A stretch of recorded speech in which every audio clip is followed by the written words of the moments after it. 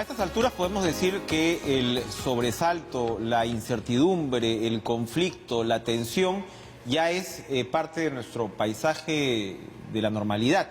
Recordaba lo que podía ser en algunos años atrás el gobierno de Alejandro Toledo, donde se decía que la política marchaba bien y la política marchaba mal, mejor dicho, y la economía marchaba bien, que hasta dónde pues ese paralelo se iba a poder dar, porque uno pues recuerda toda la informalidad y probablemente el desorden que caracterizó a la gestión de Toledo. Probablemente esto no es nada en comparación a lo que vive el Perú políticamente a diario. Anoche lo conversábamos con el primer ministro Salvador del Solar, porque se abre un nuevo capítulo de tensión entre el Ejecutivo y el Legislativo, en situaciones que ya se creían prácticamente superadas con lo que fue la coyuntura del referéndum. Evidentemente luego de esto se abrió paso pues otra vez a una gran intensidad, un sismo en realidad político, judicial, penal, que ha prácticamente barrido a los expresidentes de la República, pero ahora regresamos a esta situación en la cual se habla pues increíblemente de la posibilidad de si cerrar el Congreso. Hay parlamentarios que advierten sobre una intención subrepticia del Ejecutivo de volver a esta situación cuando estamos prácticamente a 2 años ya de un cambio de gobierno, y el próximo año forzosamente pues vamos a estar comprometidos en lo que ya va a ser una campaña electoral de un signo que todavía no conocemos en realidad. Para conversar de todos estos temas le damos la bienvenida al periodista, analista y por supuesto conocido de esta casa, César Campos. ¿Qué tal, César? Un gusto Enrique, para mí el gran después de gusto, un tiempo. al contrario, gracias. Bueno, ¿cómo observas primero esta nueva escaramuza, ¿no?, entre el Ejecutivo y el Legislativo? Yo ayer comentaba que en realidad, pues a mi modo de ver, el hecho que el presidente fuera a dejar una carta, no me parecía pues que necesariamente que esto significara una pechada que pueda llegar pues hasta una cuestión de confianza para cerrar el Congreso. Entonces, en mi razonamiento yo decía, bueno, pero es normal que en otros países los presidentes vayan a los parlamentos y se dé de alguna manera este tipo de intercambios. ¿Estamos viviendo una hipersensibilidad, por un lado, dentro de la clase política y entre estos poderes, o realmente estamos en un punto donde la cosa se puede realmente volver a complicar?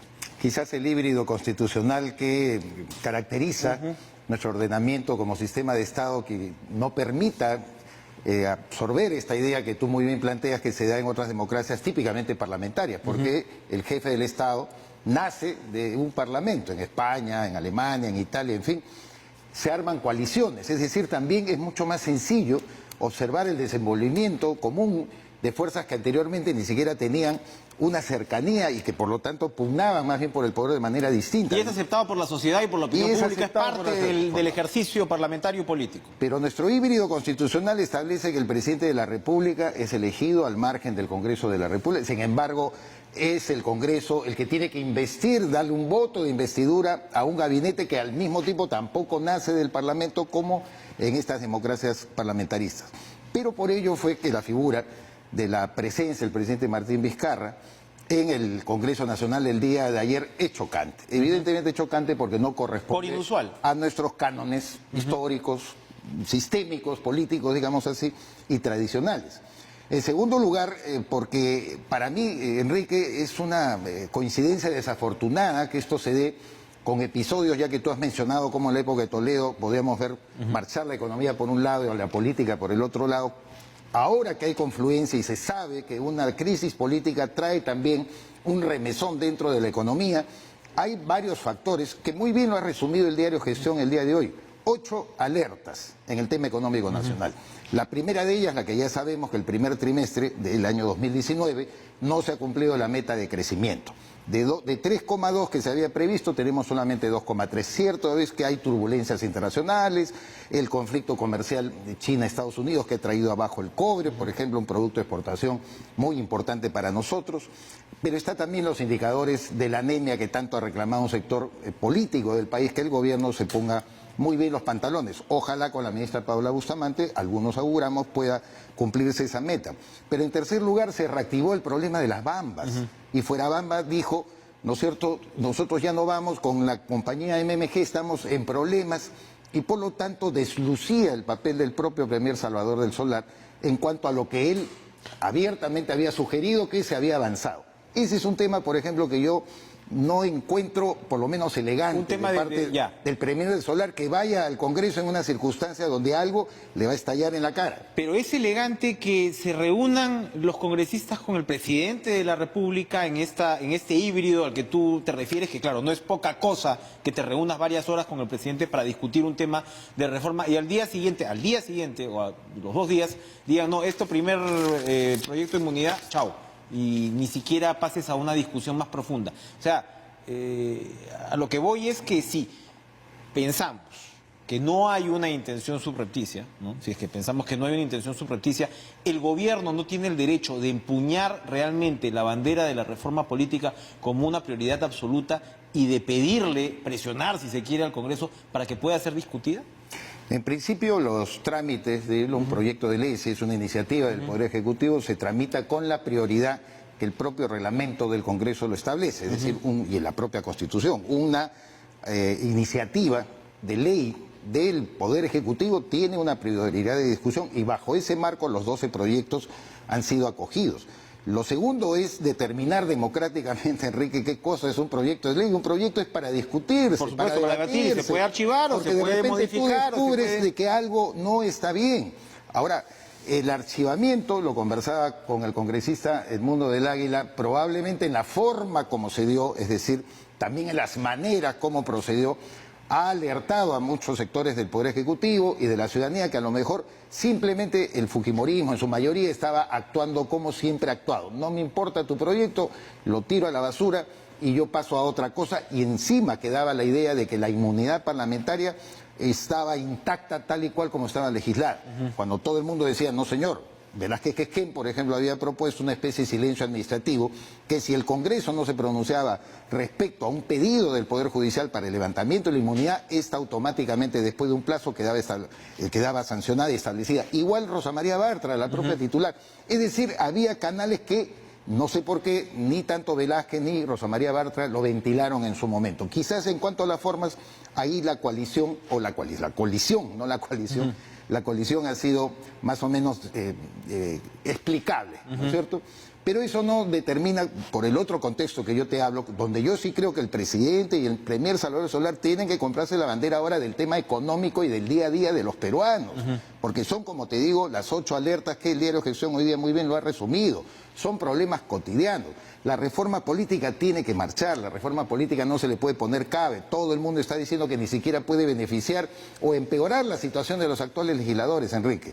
Pero el tema hay que plantearlo y hay que debatirlo en los cánones democráticos, no significa imponer las cosas. Hoy día el premier del Solar ha sacado un hashtag que dice que la reforma no debe arruinarse, pero pareciera que él dice, mi reforma no debe arruinarse, la reforma es de todos. Bueno, anoche insistió en este programa que ellos no piden que se aprueben los proyectos de ley, sino que reclaman una discusión, digamos, abierta. Claro, el tema de inmunidad pues puede producir mucho debate, ¿no? No, y para fundamentar, haciendo una ucronía, si el día de ayer Salvador Solar, con toda la energía y la molestia que le puede asaltar en este momento, lo señalaba en la reunión pública con el ministro Vicente Ceballos y los congresistas de la Comisión de Constitución, hubiera podido también tener espacio para reclamar eso, ¿no?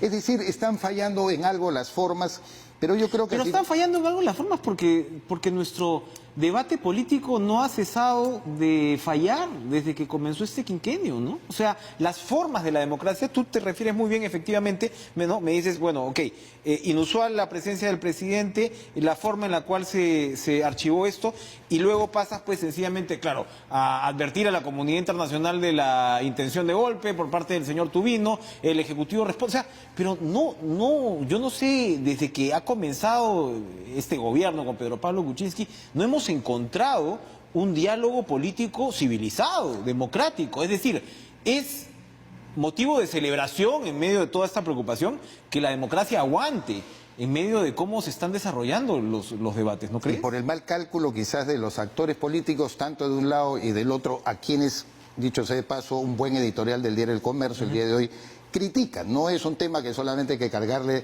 las tintas al gesto del presidente Vizcarra, del premier, del solar y el ministro Vicente Ceballos, sino también lo que ha contribuido el Congreso un poco a crear esa imagen.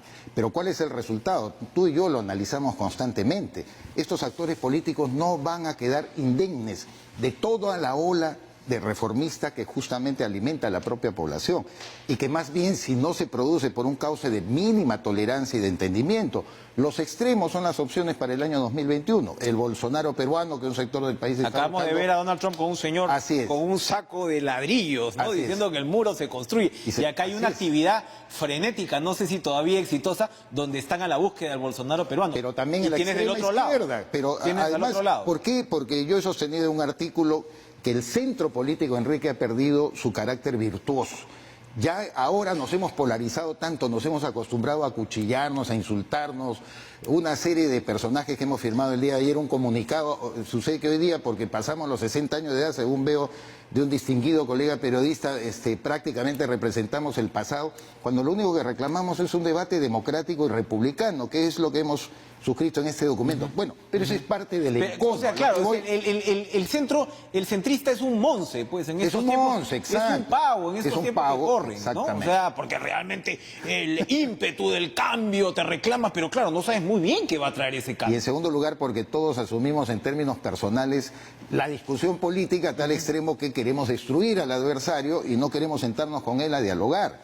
Y la democracia es lo que insistimos, algunos por lo menos, y por lo que hemos visto a lo largo de la historia del Perú, se necesita el centro político para establecer mínimas condiciones de diálogo y hacer avanzar al Perú. Yo por eso digo, el presidente Vizcarra, si mantiene, como lo dice Juan de la Puente también, que lo escuchaba hace poco en algún programa de televisión, si mantiene esta tensión tampoco le va a convenir, precisamente por los temas económicos que yo te estoy hablando. Sí. Mencionando las columnas, tu amigo Jorge Morelli, que estamos tratando de traerlo acá, pero no se deja. Así no viene. Es una voz bien interesante del fujimorismo ilustrado, ¿no? Sí, claro. Muy inteligente. Él señala que ha sido una excelente decisión de Vizcarra reiterar que no se va a reelegir, porque eso efectivamente te cambia completo, no te cambia, pero confirma tu digamos, característica de ser una persona que puede trabajar reformas de aquí a fin de año. Es decir, puedes invertir tu popularidad en realmente políticas de Estado. Si por el otro lado estamos viendo que el Congreso pues no se va a reelegir, los protagonistas ya fueron, o bueno, de ahí regresarán los que puedan, o se dedicarán a otra cosa. Pero sin embargo parece que el encono fuera peleando efectivamente por esa torta del 2021, cuando ellos directamente, como dices además, no van a estar. Incluso no van a tener si no llegan a estos acuerdos, la historia se los cobrará, ¿no? Y se los cobrará con opciones que después todos nos van a tener la necesidad de juntarnos para combatirlas. Pero eso fue el fujimorismo también del año 1992, por Dios. La emergencia de una ruptura con la clase tradicional política, el cansancio legítimo de la población, que algunos queríamos canalizarlo en nuestros medios de comunicación, Enrique Sileri en Careta, yo estaba en la revista Oiga, por una vía democrática y no se pudo. Y Fujimori nos hizo sentir a muchos por el aplauso popular que tenía, que éramos la minoría, pero así casi de cucarachesca, ¿no? Que nos tenían que aplastar.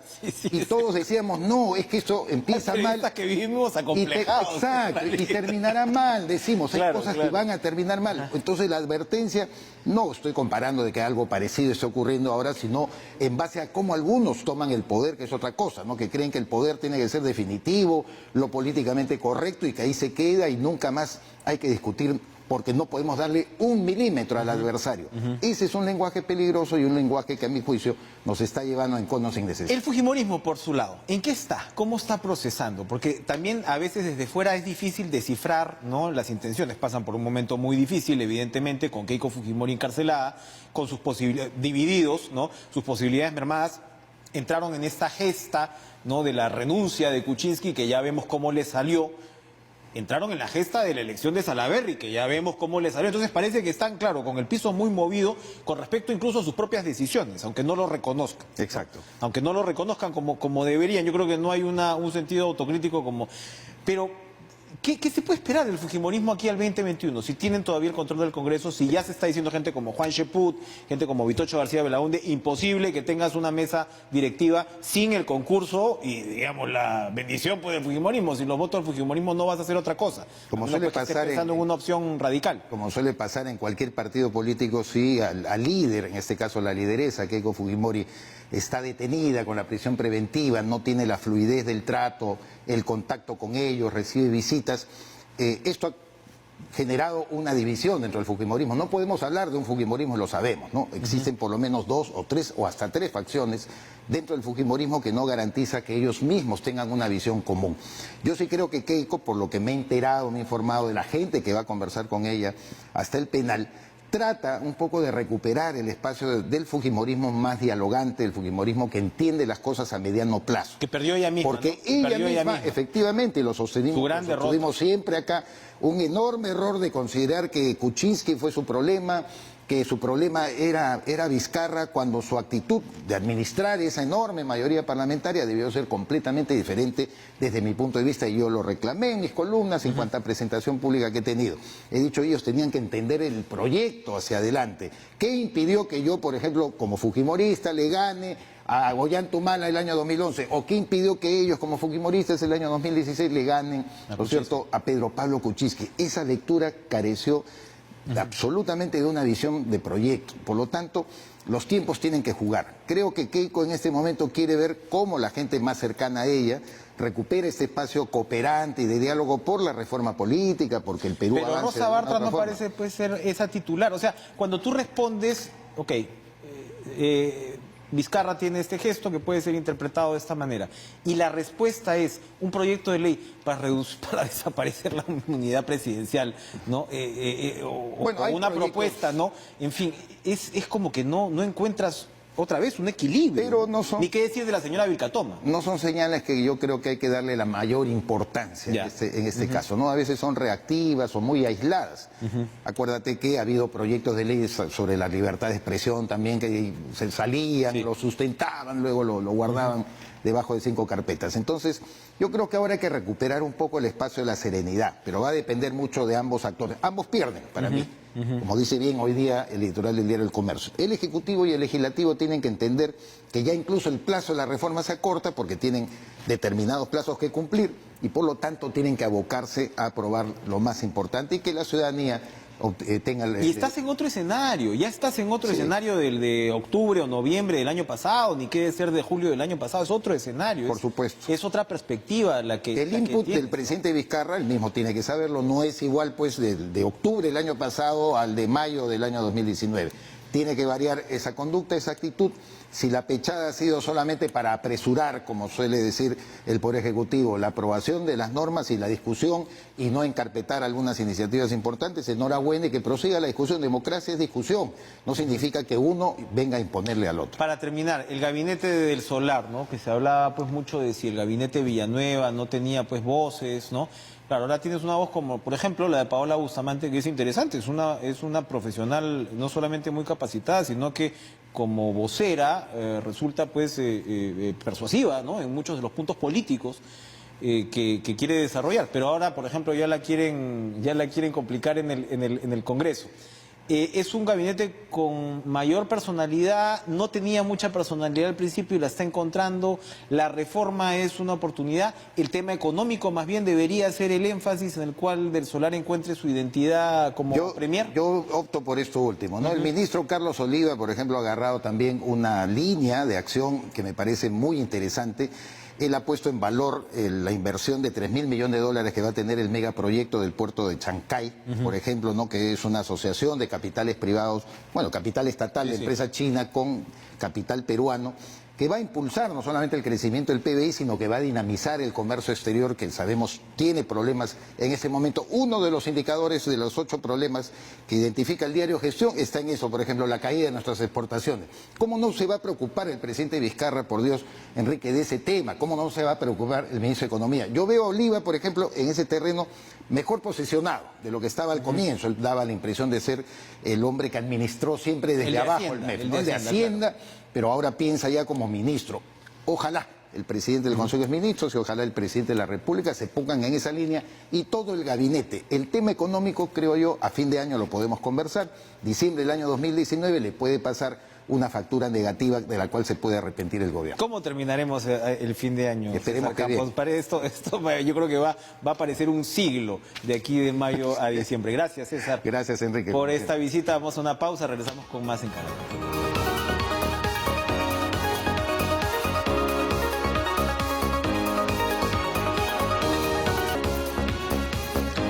Le damos la bienvenida al congresista Edmundo del Águila de Acción Popular, pues para seguir tratando de entender esta coyuntura, ¿no?, que se volvió a calentar, que se volvió a complicar entre el Ejecutivo y el Legislativo. ¿Cuál es su interpretación, Edmundo? Buenas noches, gracias por estar con nosotros. ¿Qué tal?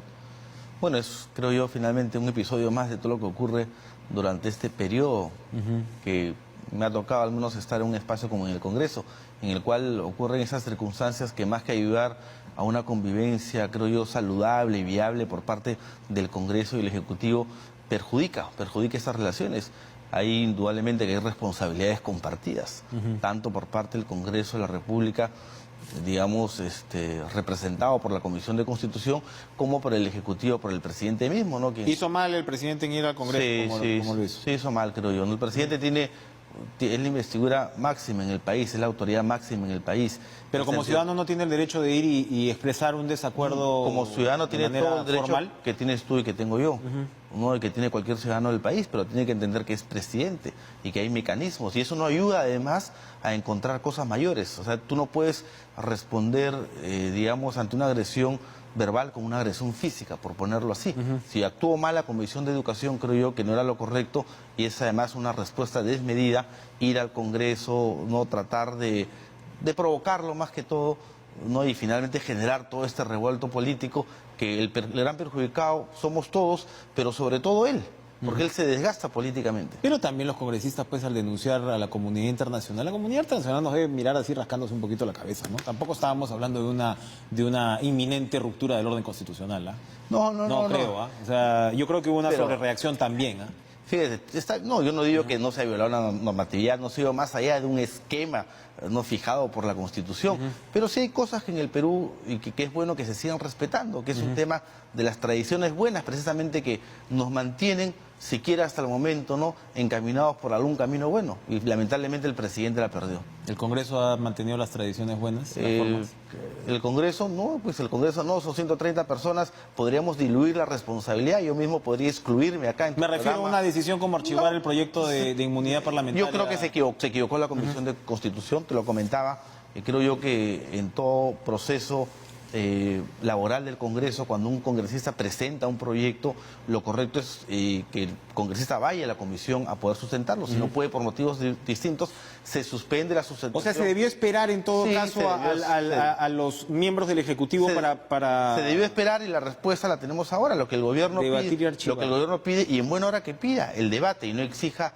finalmente que los resultados sean tal cual ellos los han planteado, porque creo yo que finalmente todo proyecto de ley es perfectible, y eso es lo que debemos apuntar. Cuénteme, al final, en medio de toda esta discusión sobre las formas, que tiene validez, hablábamos fuera de cámaras de Fernando Belaúnde, como Acción Popular hace, ¿no?, políticas basadas en Fernando Belaúnde, y no se imaginan, pues, que hubiera pasado una situación como esta con Belaúnde. Muy bien, las formas democráticas y demás.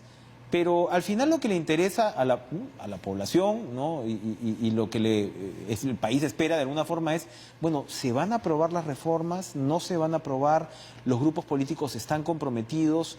¿Les parece que el proyecto del Ejecutivo es una imposición o rescatan? Ojo, proyecto del Ejecutivo que fue, entiendo yo, conversábamos anoche con Fernando Tuesta, discutido se supone con las bancadas también. Entonces hay una sensación, yo creo en parte de la opinión en general, que decir, oye, ok, sí, el debate es importante, pero tenemos esta suerte de tempo que no llegamos, ¿no?, a una definición. ¿Acción Popular está comprometida con la reforma política? Sí, Acción Popular está comprometida. Y Acción Popular no únicamente como bancada, sino como partido político. Es decir, la bancada es una parte del partido político. Como partido político estamos comprometidos porque muchas de las reformas, de las 12 que presentan acá, muchas nosotros ponemos en práctica en el día a día de la actividad partidaria. Nosotros tenemos una democracia interna que creo yo no la tiene ningún partido político y creemos que precisamente la representación debe nacer de eso, de la democracia interna. Nuestros congresistas no nos hemos conocido, ¿no?, en un proceso de elección, sino somos congresistas que militamos hace Han hecho vida de mucho, partido. vida Usted partidaria. ha sido candidato municipal. No, yo soy candidato municipal, yo he aprendido a caminar en los pasillos de Paseo Colón, ¿no? Al igual que Víctor Andrés García Belaúnde, al igual que Miguel Román, al igual que Armando Villanueva. Bueno, Johnny Lescano llegó un poquito después, pero igual se integró. Entonces, esa es, creo yo, la dinámica que debe Pero no tener la están política. forzados de alguna manera a expresar siempre una línea como de oposición o de... Hablaba en el caso de García Belaúnde, que tantas veces hemos recibido aquí. O sea, ¿por qué no hay un pronunciamiento del partido de decir, bueno, nosotros de esto que ha enviado el Ejecutivo, aprobamos esto y esto y esto? O sea, ya los partidos no deberían tener posiciones fijadas que la población pueda de alguna manera ir absorbiendo, sí, claro discutiendo. que sí. Y eso es válido, y creo que sería lo correcto. En la reunión que tuvimos con el primer ministro, la última reunión, porque hemos tenido dos, nosotros manifestamos nuestro total apoyo a las reformas. Y cuando fue la comisión, esta comisión encargada de poder levantar información y precisamente plasmarlo en estos 12 proyectos de ley, le dijimos, nosotros estamos de acuerdo a las reformas, y lo que hicimos fue trasladar toda nuestra experiencia dentro de una actividad partidaria. O sea, creo yo que si alguien puede aportar con la práctica, con la experiencia, no únicamente con el conocimiento, es Acción Popular. Pero falta comunicación, ¿no? O sea, me refiero a Acción Popular y me refiero, por supuesto, al resto de partidos que podrían aportar. Por supuesto que falta comunicación, ¿no? Pero bueno, yo espero pues que esto vaya mejorando en el tiempo. Yo también espero que muchas de las reformas que están acá sean aprobadas, indudablemente que nada esté escrito sobre piedra, ¿no? Y que los señores los cuales llevaron a cabo precisamente todo este trabajo tienen que entender que todo es sujeto a poder ser mejorado. No, tú esta lo decía, para empezar, el Ejecutivo no aceptó nuestra propuesta de bicameralidad en respeto del resultado del referéndum. En líneas generales, ¿cuáles son los puntos que usted observa complicados con la reforma presentada por el Ejecutivo? ¿Cuáles cree que no van a pasar? A mí me han hablado, por ejemplo, de la segunda vuelta, de elegir en segunda vuelta a los parlamentarios. Hay una racionalidad política para hacerlo, ¿no? Pero a los partidos no les gusta tanto. Ese es un punto que me imagino va a ser difícil. ¿Cuál otro punto observa Hay varios usted puntos con sensibles. dificultad? Bueno, ese es un punto. El otro punto, de un mismo día llevar a cabo todas las elecciones, pero más que una aspiración, creo yo, justa, es un tema logístico. El tema de las democracias internas. De la democracia interna, creo yo que se debería empezar por un proceso de que cada partido pueda elegir a sus representantes con sus propios militantes. Eso sí, con la supervisión de la OMPE y la realización... O sea, no votación universal. No votación universal porque sería complicado. Bueno, yo no sé si se tiene la logística, claro. Es una aspiración, digamos, el tramo final. Es la meta, pero estamos acá y es difícil llegar a la meta. ¿Cuántos militantes tiene Acción Popular? 180.000. O sea, pasan largamente el 0.75%. 0.075, 13.500. 13.500. Indudablemente que sí, ¿no? Indudablemente que sí, pasamos eso. Y tenemos bases a nivel nacional, tenemos locales partidarios, o sea, hacemos vía partidaria. Y no únicamente ahora que, gracias a Dios, hemos tenido una buena acogida en las elecciones municipales, sino durante todo ese tiempo, digamos, durante el tiempo que Acción Popular estuvo, creo yo, viviendo sus años sabáticos, el partido igual mantenía una actividad orgánica. El tema, por ejemplo, de devolverle a la figura del presidente una cierta holgura, ¿no?, para moverse frente al Ejecutivo, es decir, eliminar el tema de incapacidad, de vacancia por incapacidad moral, el tema de la cuestión de confianza como voto de investidura. ¿Eso también ustedes estarían de acuerdo que hay que recuperar la capacidad presidencial? Sobre lo primero, creo yo que debería fijarse el tema de la incapacidad moral. Lamentablemente en la Constitución no está bien delimitado o bien explicado, y de repente poner eso o incapacidad física, que es lo que se busca ahora, ¿no? Claro, pues no sabes si te lo ponen porque o estás loco o eres corrupto, ¿no? Y, o sea, da para... Y lo he vivido yo al menos en la discusión de la primera vacancia del señor Pedro Pablo Kuczynski, ¿no? Cuando no había un elemento claro objetivo, cuando los abogados especialistas en temas constitucionales alegaban un argumento y los otros alegaban un argumento totalmente contrario. Entonces, yo creo que al tratarse de un cargo tan importante como es la presidencia, debería totalmente estar claro este punto. Bueno, ahora, el Congreso tiene otros problemas. Se acaba de emitir un comunicado por parte de la presidencia del Congreso de la República sobre este concurso público, ¿no?, para cubrir 209 plazas laborales por ciudadanos debidamente capacitados que accedan por meritocracia, ¿no? perfiles elaborados por servir, ¿no? Solo el 1% de los empleados nombrados accedió a su plaza mediante concurso público actualmente, ¿no?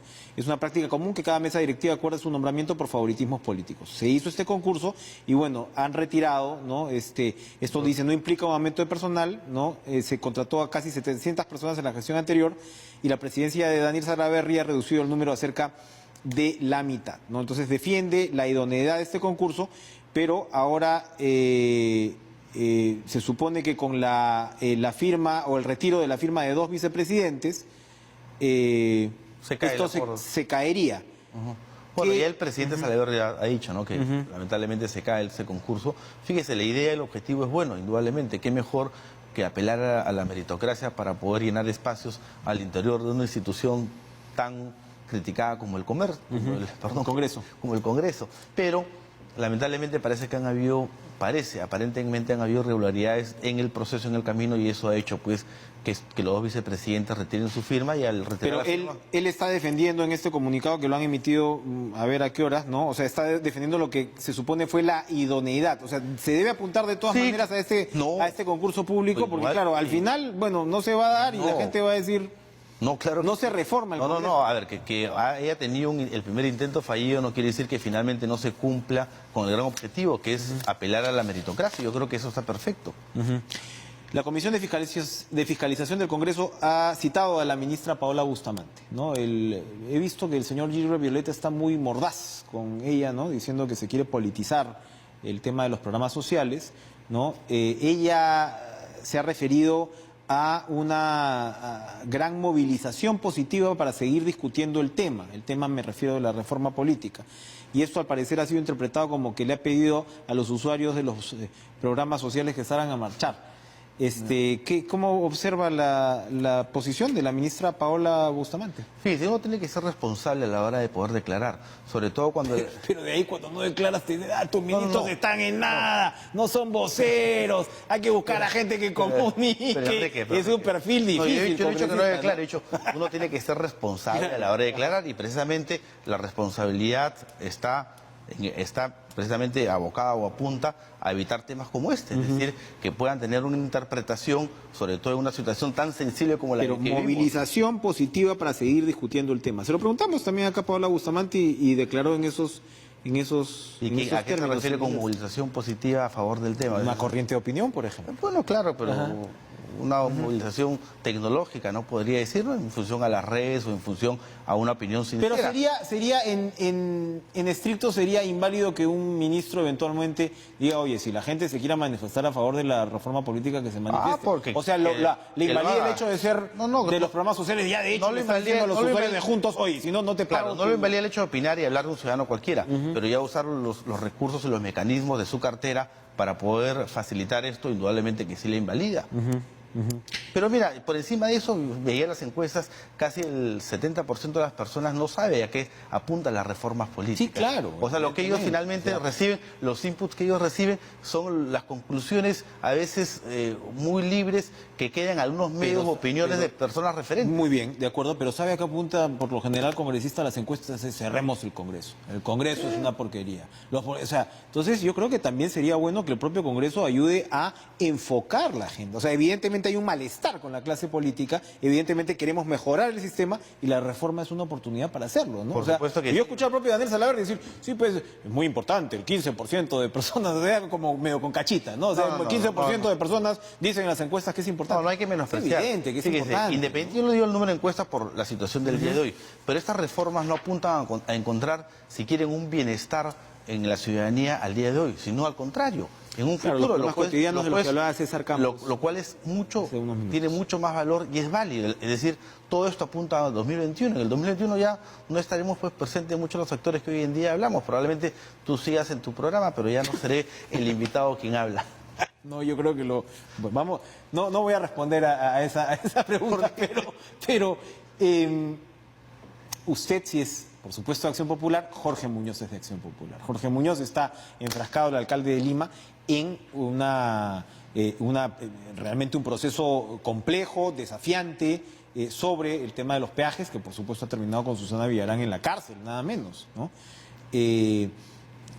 Y hay también un debate alrededor, vamos a tener en unos minutos una entrevista sobre esta materia. ¿Cómo observa el partido, una vez más, el tema de los peajes, ya que ustedes tienen nada menos que el titularato de la Alcaldía de Lima?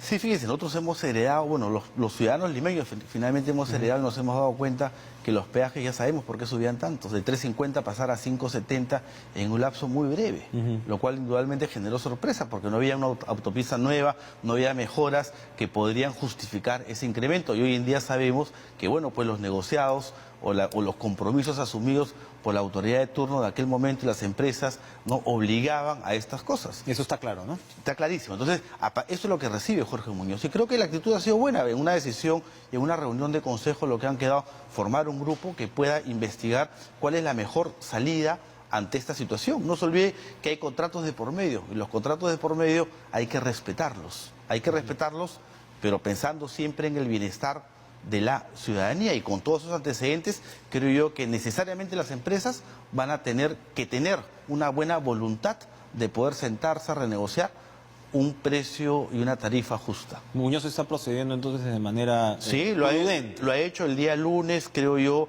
Es fácil poder decir, oye, hay que simplemente dejar de trabajar con estas empresas y volvamos a hacer una convocatoria. Pero hay que, ojo ahí, ¿no? Hay un compromiso de por medio, lo cual sujeta muchas veces a poder aceptarlo, respetarlo, pero no significa que no pueda mejorarse. Luis Castañeda está pasando piola. Él estuvo en la Comisión de Defensa del Consumidor del Congreso la semana pasada, precisamente porque su gestión tiene mucho que aclarar con respecto al contrato de OAS. El contrato de OAS se firma durante la gestión de Castañeda y luego también hay modificaciones al respecto. ¿Cómo ve la situación? Y bueno, y creo que Muñoz ha sido muy crítico con lo que encontró también de su predecesor en términos de arbitrajes y demás, ¿no? Bueno, en términos de arbitrajes, una cantidad innumerable de arbitrajes, todos perdidos en su mayoría, ¿no? Indudablemente que eso es un pasivo, es una resta para las cajas de la municipalidad y del Estado peruano. Y creo yo que finalmente lo que se ha demostrado con todo lo que estamos viendo es que la justicia hoy en día en el Perú puede tardar, pero va a llegar. Y si él hay alguna responsabilidad tendrá que responder, si no, bien por él. Gracias, Edmundo del Águila, congresista de la República, por acompañarnos esta noche. Vamos a ir a una pausa y precisamente vamos a volver con el tema de los peajes.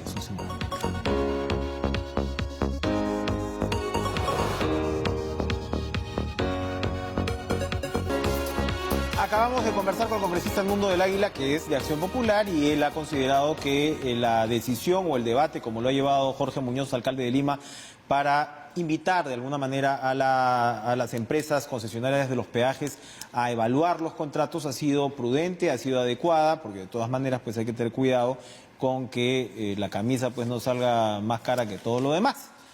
El regidor de Somos Perú, Jorge Valdés, tiene una opinión distinta y ha venido a compartirla con nosotros esta noche. ¿Cómo está? Buenas noches. Concejal, regidor, gracias por estar con nosotros. Muchas gracias por la invitación a ustedes. Cuéntenos, por favor, cuál es su posición con respecto al tema. Bueno, en principio yo quería decir que lo que la ciudadanía espera, por cualquier vía que se tome, ¿no? Lo que la ciudadanía espera es poder reducir las tarifas de los peajes, punto número 1. Punto 2, reducir o eliminar las casetas antitécnicas. Punto número 3, que se reduzcan los plazos de concesión. Recordemos que todavía faltan 30 años para que acaben. Lo otro, que se hagan las vías alternas, que tanto se ha prometido y que están contempladas en la ley. Además, que se terminen de hacer las obras que están paralizadas. Esto es lo que espera la ciudadanía de cualquier método que usen las autoridades para, digamos, enfrentarse a las empresas de peajes. Pero ¿qué tenemos hoy? Hoy hemos tenido y he recibido una carta directamente de la empresa Lanzap dirigida a nosotros, a los miembros del Consejo y a mi persona. ¿Qué dice en esa carta? Lo que dice es que ellos están dispuestos a conversar, aceptan que han habido indicios de corrupción, pero en ningún momento menciona la palabra renegociar y menos el término anular los contratos, ¿no? Por el contrario, hablan en su último párrafo de que se tiene que respetar la estabilidad jurídica, con lo cual dirían en otros términos que los contratos y sus adendas son inamovibles, ¿no? ¿Qué cosa voy a hacer yo mañana? Tenemos una visión de largo plazo, dice Vinci Highways, ¿no? Así es. O sea, evidentemente. Largo plazo quiere decir pretenden que quedarse con los 40 años de quiero los peajes, terminarlo. ¿no? Así es. Pero sí, como dice usted, no condenan los actos de corrupción y aquellos que atentan contra las buenas prácticas y normas que puedan darse con relación a la ejecución de una asociación pública privada. Somos herederos de una tradición ética que se evidencia en nuestros códigos de conducta y anticorrupción en todos los países donde operamos. Es decir, yo no tuve nada que ver. Yo no tuve nada que ver. Bueno, yo mañana a primera hora le voy a cruzar una carta al ANSAP, ¿no? En mi función como regidor, y espero que me la contesten con el mismo ánimo que me han mandado esta carta, en la que le voy a plantear al ANSAP 5 preguntas. ¿Cuáles van a ser? Si sabían en el momento que compraron las acciones de la empresa, si sabían si el dueño estaba detenido por el caso Lavajato. Claro, Leo Piñeiro estaba detenido un año Así antes, es, así en es. 2015, esto es 2016. Así es, pero quiero que me lo contesten y espero que lo contesten positivamente. Le voy a preguntar si el MEF opinó favorablemente cuando se hizo los contratos y cuando se hicieron las adendas. Le voy a preguntar si tenía el visto bueno de la Municipalidad de Lima para poder comprar las acciones. ¿Por qué? Detengámonos ahí un Ahí, momento. ok, ¿ya? ok.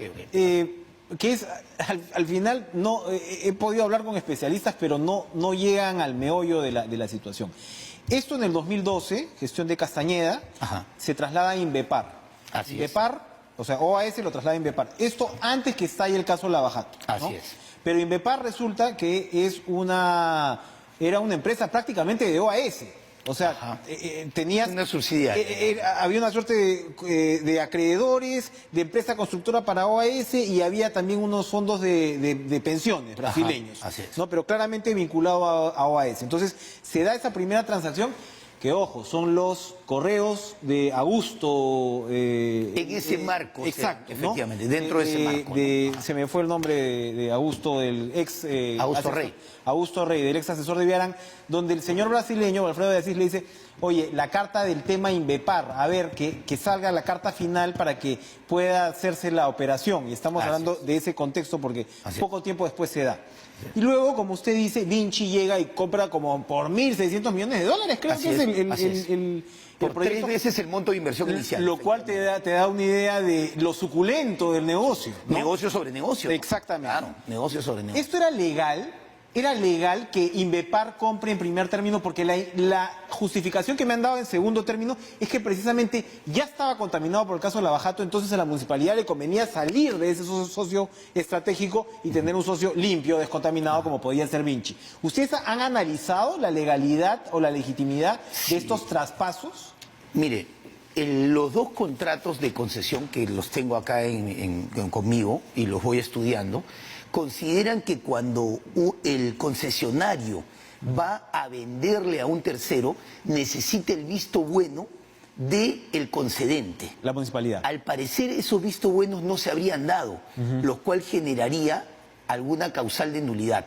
Pero además de eso, cuando se firman tanto los contratos como las adendas, el MEF tampoco habría emitido opinión favorable. Y ya lo ha dicho el MEF en un oficio dirigido a la municipalidad. O sea, esto tendría vicios... Ya tendría vicios de nulidad. Si a eso le sumamos el daño al interés público, que puede demostrarse de 2 maneras bien simples. Primero, por el desequilibrio económico que significa el negocio. Segundo, porque las personas no tienen libre tránsito al no haberse hecho las vías alternas. Pero si además de eso le ponemos el ingrediente corrupción, dadas las delaciones de Brasil y dada la confesión de parte de esas autoridades, yo creo que hay los suficientes argumentos pero no para tienen aplicar cláusulas anticorrupción. Bueno, no tiene cláusulas anticorrupción, efectivamente, pero sí tiene cláusulas resolutivas por daño al interés público. Ajá. Y esas cláusulas pueden activarse y una vez que se activen con los plazos que estipulan los contratos, podríamos ir a una liquidación del negocio.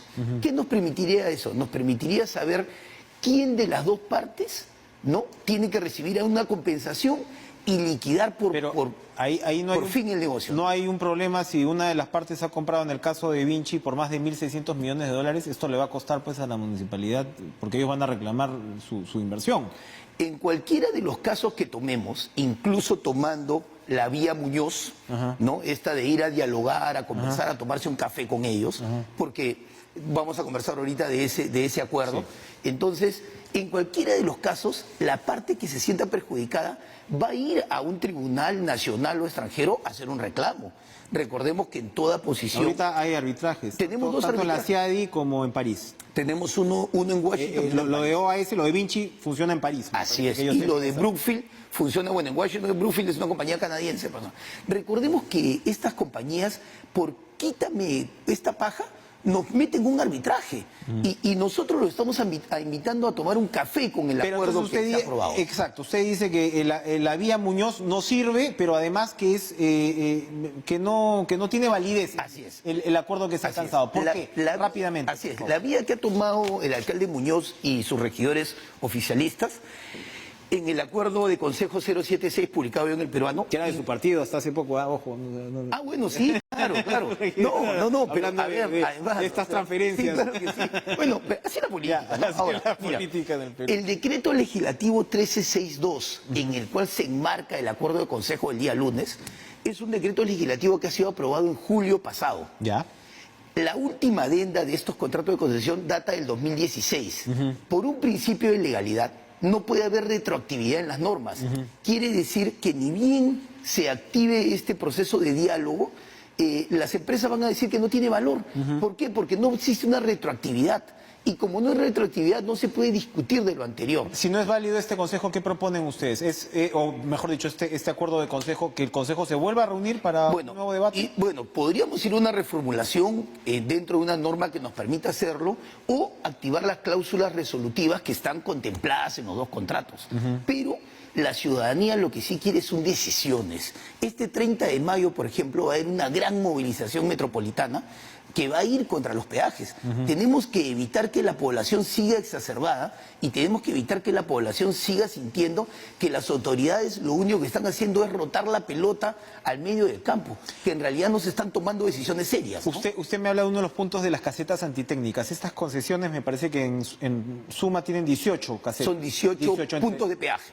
Entre Vinci y entre Brookfield, ex Odebrecht, Así o que es. tiene 25% Odebrecht. 18 puntos de peaje. ¿Cuántas serían antitécnicas en un primer análisis? Bueno, en un primer análisis, el de Puente Piedra, el de separadora Ya, industrial... pero el Puente Piedra, el que ya estaba.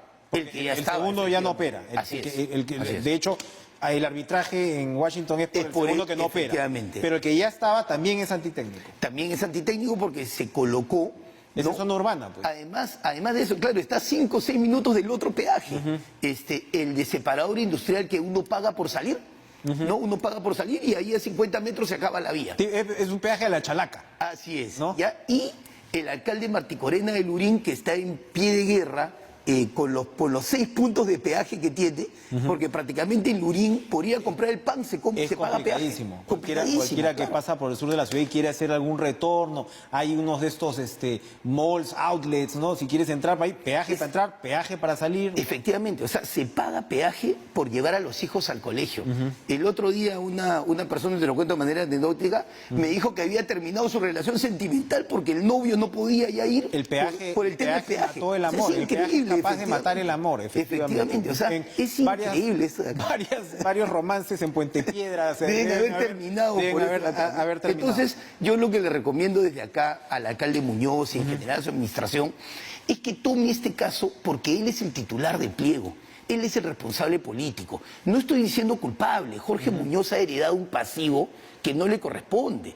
Entonces, pero como titular del pliego, él tiene que plantear la solución. La gente está esperando reducción de tarifas, eliminación de casetas. La gente no está esperando que las personas se sienten a tomar café a perder el tiempo.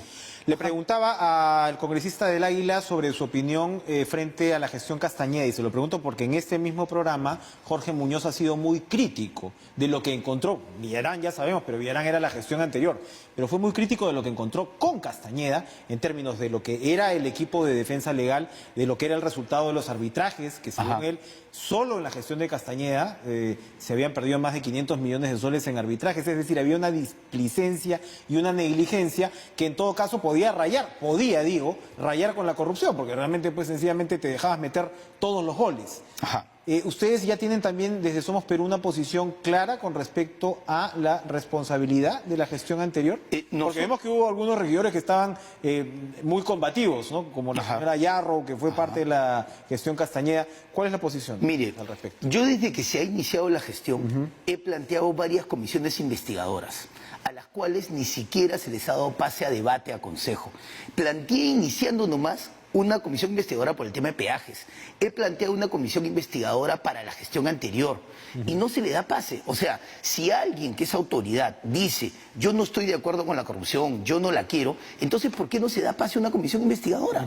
Una comisión investigadora de regidores que permite una evaluación de qué pasó en determinada gestión. A nadie le debe temblar la mano, pero esto no debe quedar solo en palabras, debe trasladarse a los hechos, ¿no? Hay dos investigaciones en Fiscalía en curso contra Castañeda. Bueno, por sí. la firma en el 2009, porque, ojo, usted me está diciendo, Vinci, ¿no? 1.660 y pico millones, ¿no? Que ha comprado en este negocio, un negocio que involucraba o contemplaba aproximadamente 530 millones de dólares, me parece, en obras. 480 en uno y menos de 500 en el otro. Ya. Ambos alrededor de 500 millones. Y al parecer la Contraloría en ese momento cuestionó el monto de las inversiones, ¿no? Y ahora vemos que de todos modos es un negocio redondo, porque además se vendió sin haber completado, en el caso de OAS, no sé cuál fue el porcentaje de inversiones que se había completado de esos 500, era bastante poco, me parece. Así es, ¿no? mire. O sea, ahí hay un problema de origen. El contrato primigenio, estos contratos primigenios ya contienen un error de cálculo de cantidad de carros que pasan por los peajes. Además de eso, no han considerado un dato bien simple. 8% al año crece la cantidad de carros que pasan por los peajes. Claro. Eso no se ha considerado en el tiempo. Sin embargo, se ha permitido vía adendas y vía acuerdos que se aumenten las tarifas, por ejemplo. Y de ese cálculo no se sabe nada. Que es algo que hay que preguntarle a las empresas. ¿Cuánto ha recaudado hasta hoy, no? Que no se sabe. No se sabe porque... En la era de la transparencia no podemos saber cuánto gana una empresa por los peajes que nosotros les pagamos. Así es. La señora Payet Bedoya nos comentaba, regidora también, que bueno, que en realidad no importa cuál sea el modelo financiero que tú presentes porque puede ser mentira, pero el defensor del pueblo no lo piensa así. Él dice que hay una ley que prohíbe, o sea, que encubre, ¿no? O hace secreto de Estado, secreto financiero, ¿no? El hecho que tú puedas acceder al tema del modelo financiero. Eso, para empezar, tiene que ya estar puesto sobre la mesa, ¿no? Ya deberíamos pedir que eso se abra inmediatamente, porque no puede ser que con el dinero público no se sepa cómo se está utilizando. O sea, ¿cuál es la verdadera rentabilidad de este negocio? Que de todas maneras es exorbitante. Por eso es que creo que no se debería tener miedo a una posibilidad de arbitraje donde efectivamente se puedan abrir los libros contables de estas empresas, ¿no? Es lo que yo le voy a preguntar mañana a la empresa en una carta. Espero que me responda con diligencia de la misma manera como nos han mandado esta carta el día de hoy, ¿no? Y nos contará, por favor, la respuesta inmediatamente cuando llegue. Gracias, regidor Jorge Gracias, Valdés, por acompañarnos. Esto ha sido todo por hoy en Cara a Cara. Pasen una excelente noche. Nos vemos mañana. Chao.